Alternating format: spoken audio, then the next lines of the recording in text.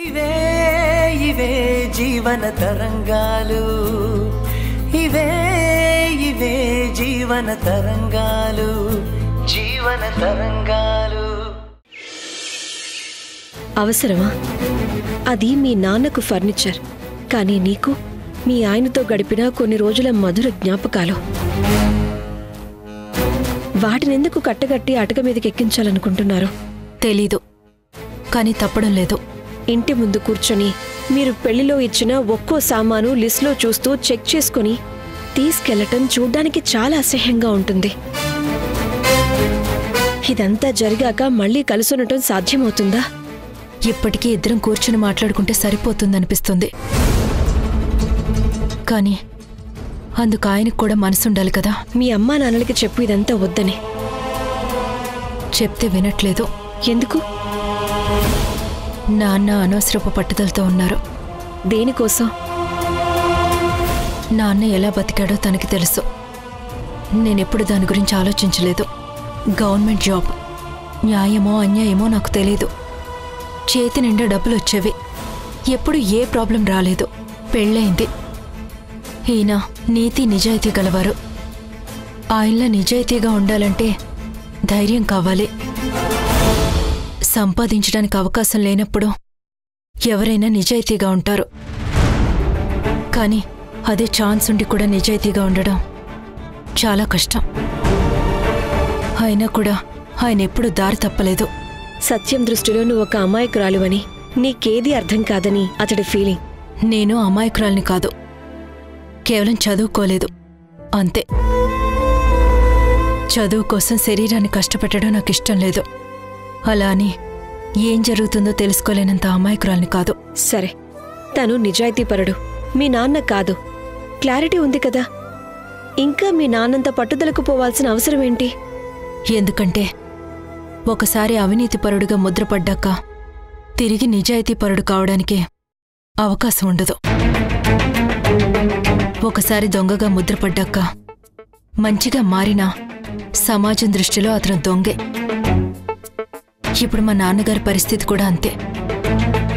నాన్న మొదట్నుంచి నిజాయితీగా బతికితే ఇదే డబ్బు సంపాదించడం చేతగాని వాళ్ళ చూసేది. ఇదే సమాజం. కానీ ఇప్పుడు అదే సమాజంలో నాన్నకి స్టేటస్ ఉంది, గౌరవం ఉంది. వెనకాల ఏముందనేది నాన్నకు అనవసరం. నలుగురిలో నలుగురి ముందు బాగా బతికామా అదే నాన్నకు ముఖ్యం. కానీ సత్యం అలా కాదు. తన మనస్సాక్షి కోసం నిజాయితీగా ఉండాలనుకుంటాడు. మీ నాన్న సమాజంలో గొప్పగా బ్రతకటం కోసం నిజాయితీని వదిలేశాడు. ఇప్పుడు కూతుర్ని వదిలేస్తే అదే సమాజానికి ఆన్సర్ చెప్పాలి. అల్లుడు తనని అవినీతిపరుడని తేల్చాడు గనక నువ్వు చెప్పినట్టు అది మీ నాన్న కాపాడుకుంటూ వచ్చిన గౌరవ ప్రతిష్టలకు మచ్చే కదా. అలా అని మా ఆయనకి ఎక్కువ సంపాదన లేదని తక్కువ మర్యాద ఇచ్చారా అంటే అలా కూడా లేదు. నా కోసం ఆఫీస్ వరకు వచ్చి ఆయన కాళ్ళు పట్టుకున్నారు. తనకు తెలిసిన వారందరితో చెప్పించారు. కలిసిన వారందరికీ మా అమ్మాయిని అల్లుడు బాధ పెడుతున్నాడని చెప్పి కుమిలిపోతున్నారు. అలా దిగులుగా కూర్చుంటే ఇంతకాలం మా నాన్న చేసిన అవినీతి తప్పులన్నీ మర్చిపోయి ఆయనపై సానుభూతి పెరుగుతుంది. కానీ తన కూతురికి పరిస్థితి తన వల్లే వచ్చిందన్న సంగతి ఆయన మర్చిపోతున్నారు. నువ్వు చెప్పింది నాకు అర్థమైంది. అలాగే నువ్వు ఎంత లోతుగా పరిస్థితుల్ని అర్థం చేసుకుంటున్నావో కూడా నాకు అర్థం అవుతుంది. కానీ తర్వాతేంటి? అదే తెలియడం లేదు. మా ఆయన మా నాన్నలో నిజాయితీ లేదని అడుగుతుంటే మా నాన్నేమో సమాజంలో నిలబడాలంటే ఎలాగైనా సరే సంపాదించుంటేనే కరెక్ట్ అని తెలియజేయాలనుకుంటున్నారు. ఇక్కడ ఇద్దరూ ఎవరి వేలితో వాళ్ల కన్ను పొడుచుకోవాలని పోటీ పడుతూ పంతానికి పోతున్నారు. కానీ ఆ కన్ను నువ్వన్న సంగతి అటు మీ నాన్న ఇటు మీ ఆయన ఇద్దరూ మర్చిపోయారు. ఇప్పుడు నేనేం చేయను? మీ నాన్నకి చెప్పు. వినరు. ఇప్పుడు నేను ఆయన మీద డిపెండ్ అయ్యాను. కష్టకాలంలో నాకు ఎవరో ఒకరి తోడు కావాలి. ఉద్యోగం లేదు. డబ్బుల కోసం ఆధారపడుతున్నప్పుడు నాకు ఫ్రీడమ్ తగ్గిపోతుంది. నేను ఎలా డేర్ చేయగలను? నా నిజాయితీ గల మొగుడికి ఇది అర్థమైతే నేను బతికిపోతాను.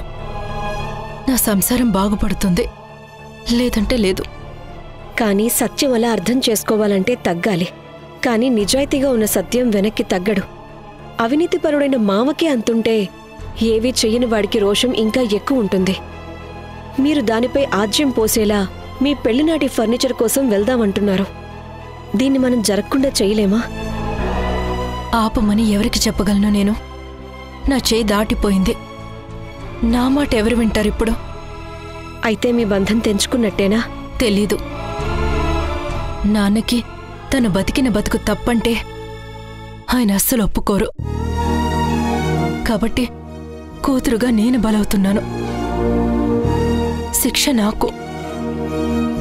ఈ సమాజానికి కారణం తెలిస్తే తెలియనివ్వు, పోయేదేముందంటున్నారు. మా నాన్న పశ్చాత్తాపడితే మా పెళ్లి నిలబడుతుంది. నేనంటే మా నాన్నకు చాలా ఇష్టం. తనకంటే కూడా నన్నే ఎక్కువ ఇష్టపడతారు. అంతిష్టం నేనంటే. ఇక నా భర్త నేను వెతుక్కున్నవాడు కాదు. తనే వచ్చి చూసి నచ్చిందని చెప్పి పెళ్లి చేసుకున్నారు. తనని నమ్మి నేను సరే అన్నాను. కనీసం అది గుర్తు తెచ్చుకొనైనా నా కోసం వెనక్కి తగ్గొచ్చు కదా. లేకపోతే నాన్న నన్ను అంత ప్రేమిస్తున్నప్పుడు నా జీవితాన్ని గెలిపించడానికి ఒక్కసారి ఓడిపోవాలి. ఇద్దరిలో ఎవరో ఒకరు తగ్గితే తప్ప, వాళ్ళ మనసులు కరిగితే తప్ప నా కాపురం నిలబడుతుంది. లేదంటే లేదు.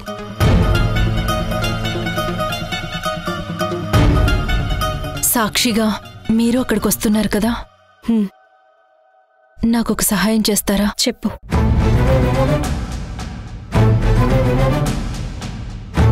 ఇది పెళ్లిలో పెట్టిన సామాన్ లిస్టు. ఇది ఆయనకివ్వండి. అన్ని సామాన్లు ఒకచోట పెట్టుంచమని చెప్పండి. రేపు మా నాన్న సామాన్ల కోసం వచ్చి హడావుడి చేయాలని చూస్తాడు. చుట్టుపక్కల వాళ్ళు వినేలా ఆ సామాన్లేవి ఈ సామాన్లేవి అని హరిచి గొడవ చేయాలని చూస్తాడు. అలా చేస్తే మా ఆయన పరువు పోయి బుద్ధొస్తుందనుకుంటాడు. కానీ పోయేది నా పరువు, అవమానం కూడా నాకే. భార్యాభర్తల విడాకుల గొడవంటే గోడకి అటుపక్క ఇటుపక్క ఉన్నవాళ్లే కాదు, వీధి వీధంతా వచ్చి చేరతారు. వాళ్ల ముందు నేను నా ముఖం ఎక్కడ దాచుకోను. కోపంగా ఉన్న మా నాన్నకి ఇవేవి అర్థం కావు.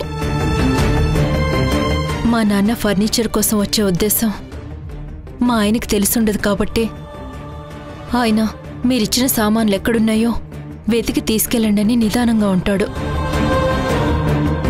వాళ్ళిద్దరి మధ్య నలిగిపోయేది నేను, పరువు పోయేది నాకు. ఒక అమ్మాయి బాధ ఇంకో అమ్మాయి అర్థం చేసుకుంటుందనే నమ్మకంతో హెల్ప్ అడుగుతున్నాను. రేపా ఫర్నిచర్ తీసుకుని వెళ్లకుండా నేను ఆపలేను. కానీ మా ఆయన ఇంటి దగ్గర మా నాన్న ఎక్కువ షో చేయకుండా ఉండాలంటే ఈ లిస్ట్ మా ఆయనకివ్వండి ప్లీజ్. అలా చేస్తే అనవసరంగా రాద్ధాంతం లేకుండా త్వరగా ముగిసిపోతుంది.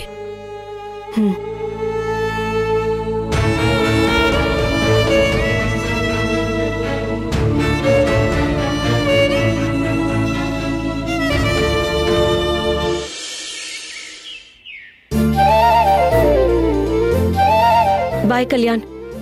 బాయ్ దేవిక.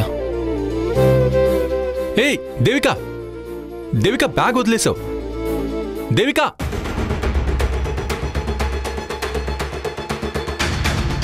దేవిక, దేవిక, దేవిక, దేవిక. అమ్మా!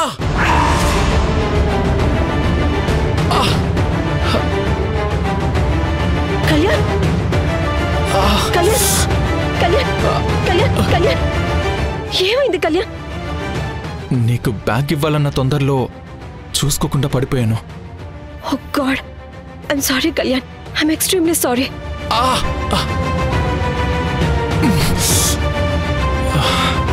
కళ్యాణ్, హాస్పిటల్కి వెళ్దాం పద. కళ్యాణ్ పద. No Devika, nothing to worry. No Kalyan, we have to go. పద.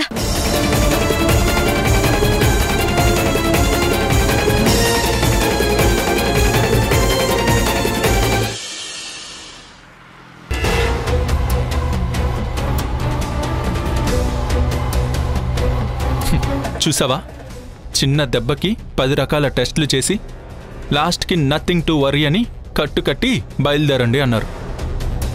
అనవసరంగా టెన్షన్ పడి ఇక్కడికి తీసుకొచ్చావు. నీకనవసరం, నాకవసరం.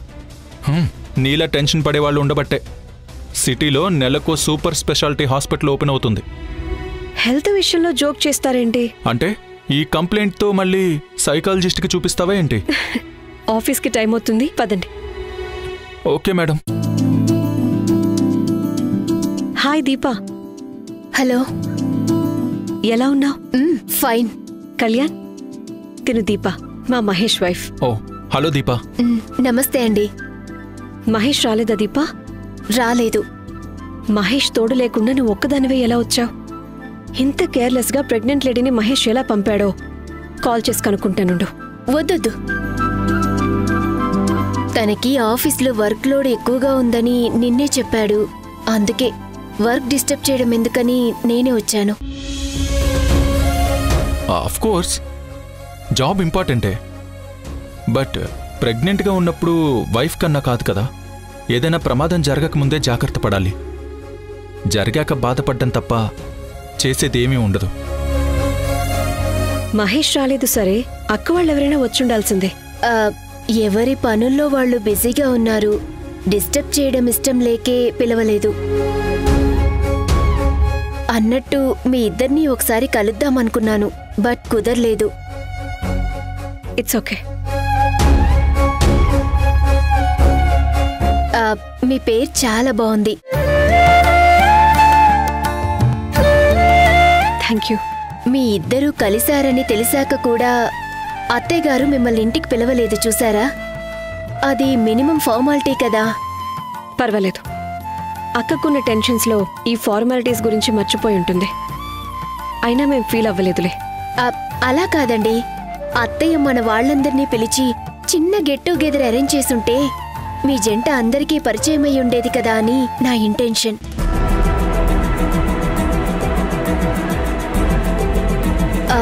ఈ విషయంలో అత్తయ్య మేనర్స్ తెలియకుండా బిహేవ్ చేసింది అని అనిపిస్తుంది. మీ గృహప్రవేశం ఫంక్షన్ విషయంలో ఏం జరిగిందో నాకు బాగా గుర్తుంది.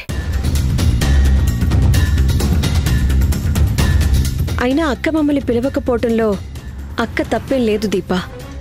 ఎందుకంటే నా వల్లే కీర్తి పెళ్లి ఆగిపోయింది. నేనక్కడికొస్తే అందరూ సీరియస్ అవుతారని తెలిసే మమ్మల్ని పిలిచుండదు. ఒకవేళ పెద్ద మనసు చేసుకుని పిలిచినా వెళ్ళడానికి నా మనసు అంగీకరించేది కాదు. పెళ్ళాగిన దాంట్లో మీ తప్పేముందని? ఆ మాటకొస్తే రాజశేఖర్ మామయ్య వాళ్ళది తప్పు లేదంటారా? Deepa, stop it. ఇంటి విషయాల గురించి బయట డిస్కస్ చేయటం పద్ధతి కాదు. ఓకే. దేవిక, దీప డాక్టర్ని కన్సల్ట్ అయ్యాక నువ్వే కారులో తీసుకువెళ్ళి డ్రాప్ చేసిరా. నేను క్యాబ్లో వెళ్తానులే. పర్వాలేదండి, నేను వెళ్తాను. ఇట్స్ ఓకే, నేను డ్రాప్ చేస్తాను. సరే బాయ్. పిల్లలు లేని బాధ ఎలా ఉంటుందో పిల్లలు కలగని వాళ్ళకి బాగా తెలుస్తుంది దీపా. మీకా బాధ రావద్దని చెప్తున్నాను.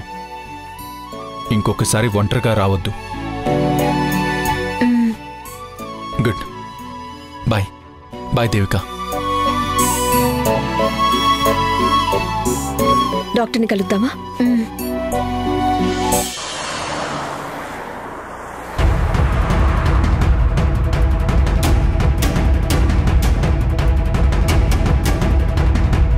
నేనైతే కారులో నుంచి బయటికి రాను, ముందే చెప్తున్నాను.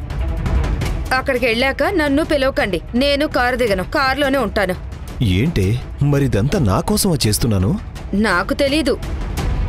చట్ట ప్రకారం ఇలానే చెయ్యాలన్నారు, నేను అన్నాను. ఎంత అసహ్యంగా చేస్తారని ఎవరికి తెలుసు? నగలు చీరల వరకు అడిగితే పర్వాలేదు, కానీ చెంబు, చెంచాలు, ప్లేట్లు ఇవన్నీ సర్దుకుని రావడం ఎంత దరిద్రంగా ఉంటుంది. చూడమ్మా, నేను లాయర్తో అడిగిచ్చాను.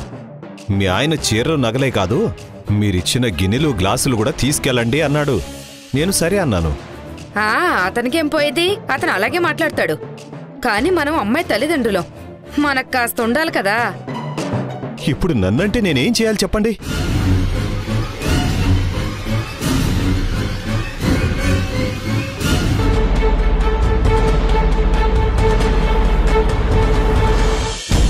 వాళ్ళు లిస్ట్ ఇచ్చారు. ఈ లిస్ట్ ప్రకారం అన్నీ ఒక సైడ్కి పెట్టండి. రానివ్వండి, వచ్చాక లిస్ట్ ప్రకారం ఒక్కొక్కటి తీసి పెడితే సరిపోతుంది. మళ్ళీ ఇది ఇచ్చాము అది రాలేదు అనకూడదు కదా. జనాలు వస్తారు, అందరూ చూస్తారు, అవమానం అవుతుంది. లిస్ట్ ఉంది కదా, దాని ప్రకారం అన్నీ ప్యాక్ చేసి వాళ్ళింటి దగ్గరే పెట్టుంటే సరిపోయేది కదా. నేనెందుకు వెళ్ళాలి?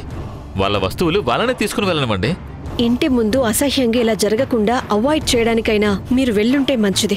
మహా అయితే ఏమవుతుంది మేడం, అందరి ముందు పరుగు పోతుంది. పోనివ్వండి. తరువాత తలెత్తుకుని తిరగటం కష్టం. ఈ ఒక్కసారికి అనుభవిస్తే పేడ విరగడైపోతుంది మేడం. అంటే మీ భార్యను వదిలేయాలని డిసైడ్ అయిపోయావా? రాబోయే రోజుల్లో పరిస్థితులు మారిపోవచ్చు. మీరు కలిసుండే కాలం రావచ్చు. అప్పుడు ఇది గుర్తుకు వచ్చి మనసు బాధపడకూడదు.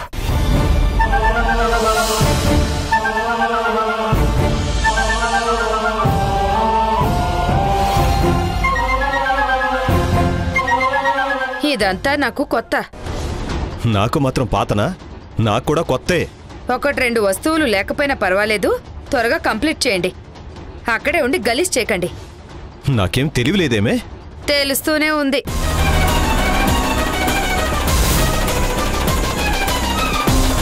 ఇంత జరిగాక నా కాపురం బాగుపడుతుందా నాన్న? అమ్మా, మనం ఇలా పెళ్లి సామాన్లు తీసుకెళ్లలేదనుకో, నీ కాపురం నిలబడుతుందని గ్యారంటీ ఉందా? కోర్టుకెళ్ళాక అక్కడ ఏం చెప్తే అది చెయ్యాలి. మన చేతిలో ఏమి ఉండదమ్మా.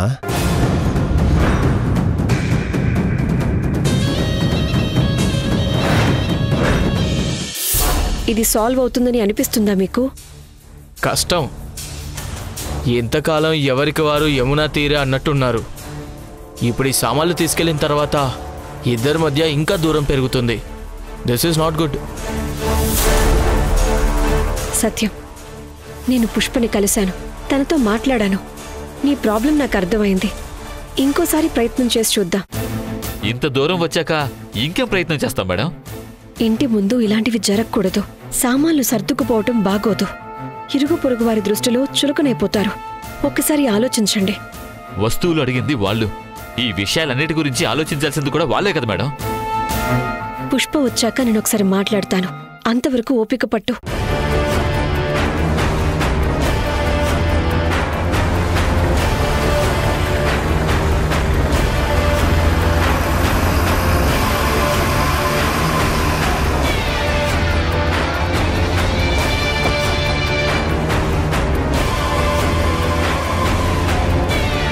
చూడండి, వచ్చేశారు. వాళ్ళ రాక చూస్తే మాట్లాడి సర్దుబాటు చేసుకుందామనే వాళ్ళలా లేరు. ఉన్నవన్నీ సర్దుకుపోదామని వచ్చారు. చూడండి, అదిగో గూడ్స్ వ్యాన్తో కూడా దిగిపోయారు. ఇంకా వీళ్ళలో గుడ్ విల్ మిగులుందనుకుంటున్నారా మీరు? ఇలాంటి వాళ్ళతో మీరు నచ్చ చెప్తే వింటారా వాళ్ళు? ప్లీజ్, ఇది చివరి ప్రయత్నం. మేడం వస్తోంది. ఆమె కదా దీని అంతటికి కారణం. ఆమొచ్చాకే అన్ని ప్రాబ్లమ్స్ మొదలయ్యాయి. నాన్న, అలా తప్పుగా మాట్లాడకండి. చట్ట ప్రకారం వెళ్తున్నాం. విట్నెస్ అవసరమై వచ్చుండొచ్చు. ఇటువైపే వస్తుంది ఎందుకో.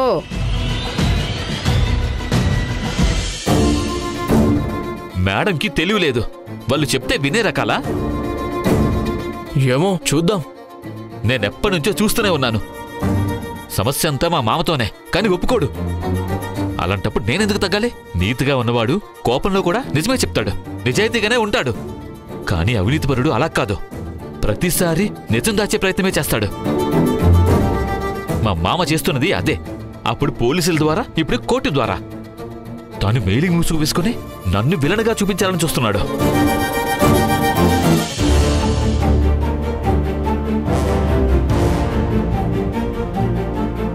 తనకు అవమానం చేస్తే మాకేం వస్తుంది?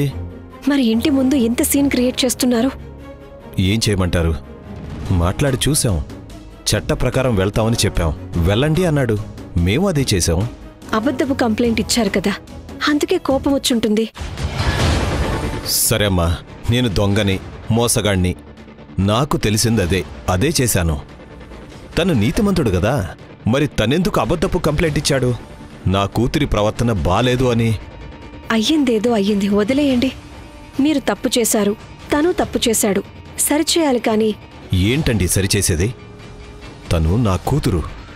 ఆ బాధ నాకే తెలుసు. నలుగురు రౌడీలు పంపించుంటే అంతా తెలిసేది. అదొక్కటే తక్కువ. అది కూడా చేసి జైల్లో కూర్చోండి. ఇంటి ముందు ఇదంతా వద్దు. నాకు కూడా వద్దండి. మరి ఎందుకు చేస్తున్నారు? నా కూతుర్ని వద్దు అనుకున్నప్పుడు మేమిచ్చిన వస్తువులు మాత్రం దేనికి?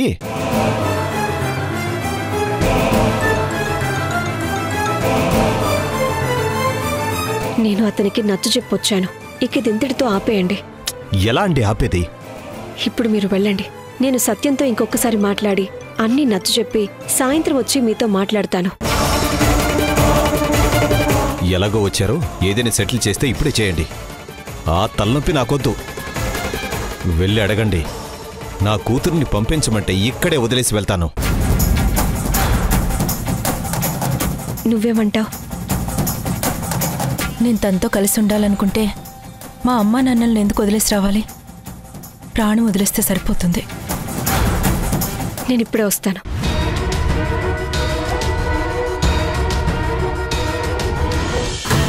దేవిక గారు వస్తున్నారు. ఒక్కరే వస్తున్నారు. ఆ లిస్టులో ఏమేమున్నాయో చూడండి, సర్ది పెడదాం. రానివ్వు, తొందర ఎందుకు? వచ్చాక చూద్దాం. అంత సింపుల్గా ఇది సెటిల్ అవ్వదు సార్. మీకే కలిసి ఉండటం ఇష్టం లేదన్నట్టు మాట్లాడుతున్నారు. పుష్పనిక్కడ వదిలి వెళ్తారు. ఇంతటితో దీనికి స్వస్థ చెప్పండి. ఎవరిని? పుష్పను. మరి కోర్టు కేసు? వాళ్ళది వాళ్ళు విత్డ్రా చేసుకుంటారు. మీది మీరు చేయండి. మళ్ళీ అదే కర్మ. ఏదైనా చిన్న గొడవ జరిగితే మళ్ళీ పోలీసులు కోర్టు అంటారు. సత్యం, చెప్పేది విను. ఇంతటితో దీన్ని ఆపే. న్యాయం నీ వైపు ఉందనే నేనొచ్చాను.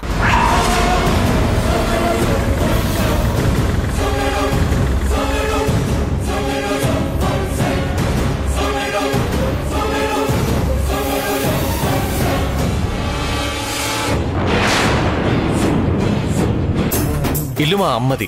అప్పు నేను తీసుకున్నాను. ఆ ఇల్లు ఉన్నా పోయినా నష్టపోయేది మా అమ్మ. మాది తల్లి కొడుకుల సంబంధం. బంధాన్ని అడ్డు పెట్టుకుని అమ్మని మోసం చేస్తావా? అవును, మోసం చేశాను. మా అమ్మ, నా ఇల్లు, నా ఇష్టం.